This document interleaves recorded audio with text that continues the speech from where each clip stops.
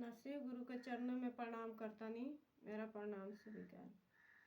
मैया भवानी के चरणों में प्रणाम करतानी, मेरा प्रणाम स्वीकार। लीलम दीदी हरिंदर भैया के चरणों में प्रणाम करतानी, मेरा प्रणाम स्वीकार। तो देखिए गुरु बहना, कैलाश पर्वत पर शंकर जी पार्वती जी बैठल बानी जा, बातचीत करतानी जा। तो पार्वती मैया कहली ह शंकर भगवान से जे चली हमनी के धरती लोक पर भ्रमण करे चलल जाओ, काहे कि एक दर पर रहले रहले मन उब गइल बा। तनी चली धरती लोक पर हमनी के भ्रमण क के आवल जाओ।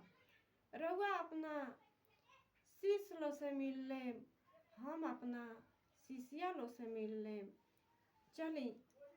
तो शंकर भगवान कहनी ह पार्वती से जे का चलबू, अरे यही जा से सब कुछ लौकते बा, तो आखिर जाके का करबू। पार्वती कहली कि जे ना, आज हम जाएम त जइबे करेम, हमार मन उब गइल बा ई पर्वत पहाड़ पर रहते रहते। कहनी शंकर भगवान जे चल, ना मनबू तो तैयार होख, चल। बस पार्वती मैया कपड़ा लता बदल देली ह। कहनी शंकर भगवान जे सुना, चल ही के बा तो ऐसन रूप में चलिह जे हमनी के भक्त लोग पहचाने ना। जो शंकर भगवान आ पार्वती मैया हवेलो। कहली पार्वती जे ठीक बा, सब गहना जेवर उतार के ध देली, बढ़िया कपड़ा पहनले रहली उतार देली, लुगरी फटरी पुरान धुरान पहन लेली, आ साधारण औरत के भेष बना के यहाँ चल दहल लो। देखिए गुरु बहना, जब चलते चलते कुछ दूर आइल लो तो एगो जंगल रहे। जंगल भेटाइल, ओ जंगलवा तर एगो तालाब रहे। तो तालाबवा तर बहुत लइका रहला सन खेलत कूदत। तो देखबे करी ने ये गुरु बहना, जे जहाँ नदी तालाब रहेला वहाँ लइका कितना नहाए खातिर जाले सन। वही तरह वो नदिया में ढेरे लइका नहात रहल सन। आ एगो लइका गोड़ के लंगड़ रहे, वो भिड़ुका पर बैठल रहे। भिड़ुका पर बैठ के आई अपना मनवा में इहे सोचत रहे, आ सोच के बड़ा रोवत रहे। सोचत रहे इहे जे आज ये लोग के गोड़ हाथ बा निमन, तो खेलत आलो कूदत आलो, कूद कूद के नदी में नहात आलो। हमरो के भगवान जी गोड़ निमन देले रहती तो हमहू आज कूद फान के ये लोग के संगे नदी में नहाती नु। आज हे भिड़ुका पर बैठ के हम रोवती नानू। इहे सोच के ए गुरु बहना और लइकवा बड़ा रोवत रहे। तले शंकर जी पार्वती जी वही रास्तवा से चल आवत रहनी लोगी। बस पार्वती मैया के नजर वो लइकवा पर पड़ गई। जब पार्वती मैया देखली वो लइकवा के रोवल, तो औरत जात तो जिद्दी होखबे करेला ये गुरु बहना। अब वो शंकर भगवान से कहली कि चली ना, चल के देखल जाओ जे हो लइकवा काहे उतना रोवता। सब लइकवा हो नदी में कूद कूद के नहात तारस, हंसत तारस, खेलत तारस, आ उ लइकवा अकेले बैठ के काहे इतना रोवता। चली चल के देखल जाओ। शंकर भगवान तो सब कुछ जानते रहनी। कहनी कि छोड़ा, का जइबू, अरे मने नु ह, रोवत होई कैसनो भइल होई, चला हमनी के जहाँ चल तनी जे वहाँ चलल जा। पार्वती मैया ना मनली, कहली कि ना, चली चल के देखल जा, आखिर ओकरा कोनो दुख तकलीफ जरूर बा तबे उ रोवता। बस कहनी शंकर भगवान कि ना मनबू। कहली पार्वती मैया जे ना चली चल के देखल जा। बस चल गई लो लइकवा के लागे गई लो। तो पार्वती मैया जाके वो लइका से पूछली, कहली कि ये बबुआ अरे तू काहे अकेले भिड़का पर बैठल बड़ आ बैठ के रोता रह। आखिर का दिक्कत बा तहरा, कौनो तो परेशानी बा, काहे रोता रह। कहलक लइकवा जे हमरा कौनो दुख नहीं है, ऐसे ही रोतानी। कहली कि ना जरूर कौनो दुख बा, बिना दुख के केहू के आँख से आंसू ना गिरेला। लइकवा कहलक जे हम बता देम तो कौनो पूरा कर देबू। कहली पार्वती मैया जे हमरा से जितना हो सकी उतना तो जरूर करें, अरे तनी हमरा से बताओ। लइका कहले कि अच्छा जब जिद कैले बाड़ू तो सुन, हमार जौन है पैर बानू वो दोनों पैर से हम अफाइज बानी, जन्मते के हम लंगड़ बानी। यही से एगो भिड़का पर बैठ के रोतानी जे आज हमरे संगतिया हो हंसता लो खेलता लो, हमरो के भगवान पैर देले रहते तो हमहू ये लोग के संगे संगे खेलती कूदती। यह सोच के हम रोतानी। पार्वती मैया कहनी कि बस इतने सा बात खातिर आ तू रोता रह। बस शंकर भगवान से कहनी पार्वती मैया जी ये स्वामी अरे हो लइकवा बड़ा रोता, गोड़ के अफाइज बा, लंगड़ बा, सब लइका खेलता रह कूदता रह, ओकनी के देख के ओकरो मन करता जे हमार गोड़ निमन रही तो हम खेलती कूदती।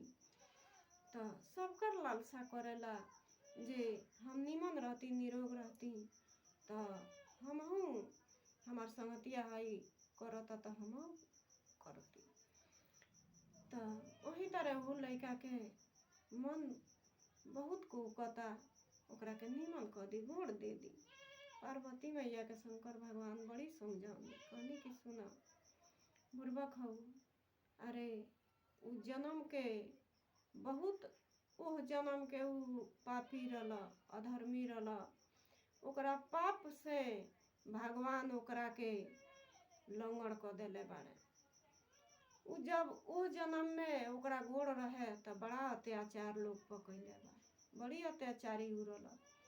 अपना आगू उ केहू के कुछ बुझत ना रहल। वो युग के राजा रहे आ सारा प्रजा गरीब रहे। उ अपना धन के आगे घमंड के आगे उ केहू के कुछ ना बुझे, केहू के मारे काटे, केहू के घर में चोरी डकैती करवा देवे, केहू के बेटी बहन के इज्जत लुटवा देवे। यही के चलते इस जन्म में भगवान ओकरा के दोनों पैर के लंगड़ बना देले बाड़े। उ जन्म के कर्तव्य जौन कैले बा वही से जन्म में ओकरा भोगना मिलता। छोड़ा जाए दो, चलो हमने के जहाँ चलता नहीं। कहली पार्वती मैया जे ना अरे जाए दी, उ जन्म में जौन गलती कैलक तौन कैलक, ओकर भोग तो मिलते बा ओकरा। अरे ये जन्म में ओकरा के गोड़ दे दी, उ निमन हो जाई तो अब वैसन काम ना करी। कहनी शंकर भगवान कि तू बुर्बक हऊ, अरे ओकरा के अबे गोड़ दिया जाई तो फिर उहे करमवा उ करे लागी।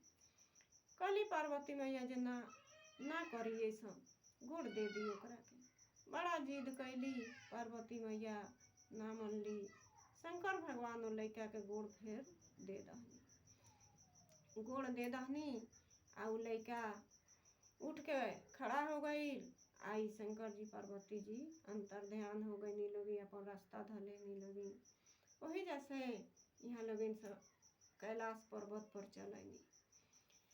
आउ लइका अब दिने पर दिन अत्याचारी करे लागल, केहू के कुछ जगह पहले ना बुझत रहे वो फिर से ना बुझे। अब तो यही तरह करते करते कुछ दिन बीत गई। तो पार्वती मैया शंकर भगवान से कहनी कि हे स्वामी अरे चली ना, चल के देखल जाओ कि जौना लइकवा के रउआ गोड़वा देहनी उ लइकवा कैसन बा।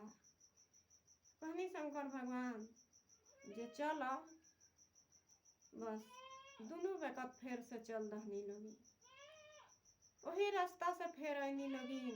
जौना जगह पर वो भिड़ुका पर बैठा रहे वही जगह पर वो फेर वह दिन आके आ वो तालाब में नहात रहलस। तो वह दिन फिर 10-12 गो लड़का के संगे वो आई रहे गुरु बहिना। अब तो ओकर गोड़ हो गई रहे।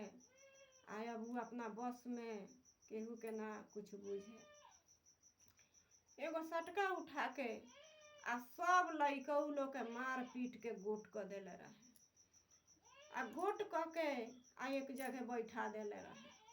आ अपने अकेले कूद कूद के नदी में खूब नहात रहे आ हंसत रहे खेलत रहे।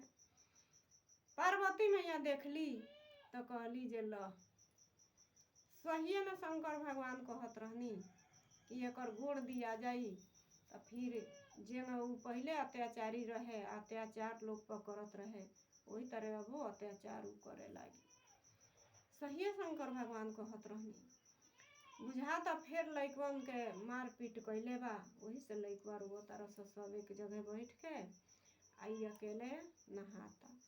चला चल के पूछा तनी गैला सन गनी पार्वती मैया 10 गो लइकवा जहाँ रोवत रहलसन ओकनी से जाके पूछनी कि ये बच्चा अरे तहनी काहे रोवत रहोगी आ ऊ अकेले काहे नहाता।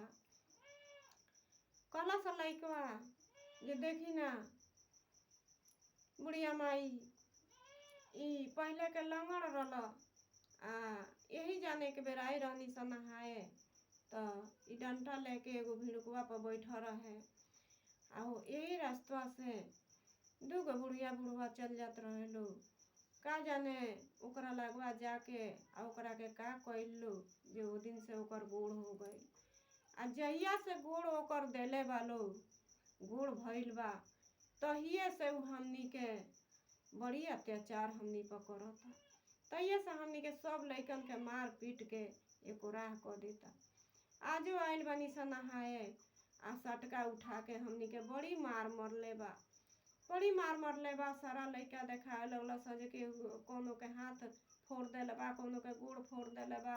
मारत मारत ओकनी के हालत खराब क के आ एगो भिड़ुका पर बैठा देले बा। हमनी के सब कोनो कोई भिड़ुका पर मार के बैठा देले बा। हमनी रोवतानी जा आ ऊ अपने जाके कूद कूद के नहाता अकेले। अब तो पार्वती मैया जब ई बात सुनली तब बड़ी पछतावा आइल उनका। कहली कि वो कहाँ से कहाँ हम शंकर भगवान से जिद करके आए कर हम गोड़ दीवनी। यह बेरा ई अकेले रोवत रहे तो हमरा इतना दुख भई रहे। आ यह बेरा है 10 गो लइकन के मार के रोवा के आ पीट के एक ठन बैठा के अपने निहाल बा आ अकेले नहाता। तो ई कितना पाप के बात बा। अरे वो दिन तो ये अकेले रोवत रहे तो हमरा इतना माया लागल। आज है 10 गो लइकन रोवत रस अकेले खुश बा। तो आज तो बड़ी दुख के बात बा।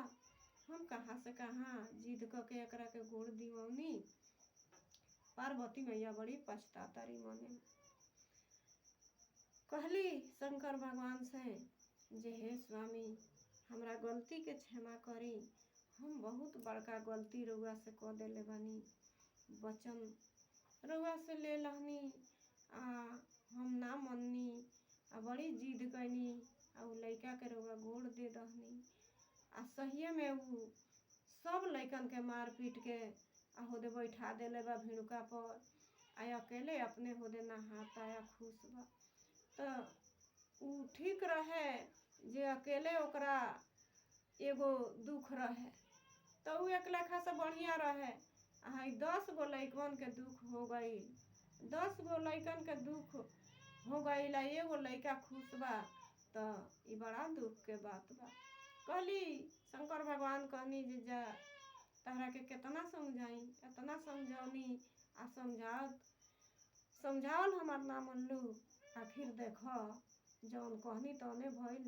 कहली जे हाँ उहे भइल हम रउआ के ना जननी हमरा से बड़ा गलती हो गई, अब हमरा के गलती के क्षमा करी। अब हम ए पर से कहियो जिद ना करें। तो प्रेम से बोली शंकर भगवान की, मैया भवानी की, कार्तिक गणेश की जय, नीलम दीदी हरिंदर भैया की। हर हर महा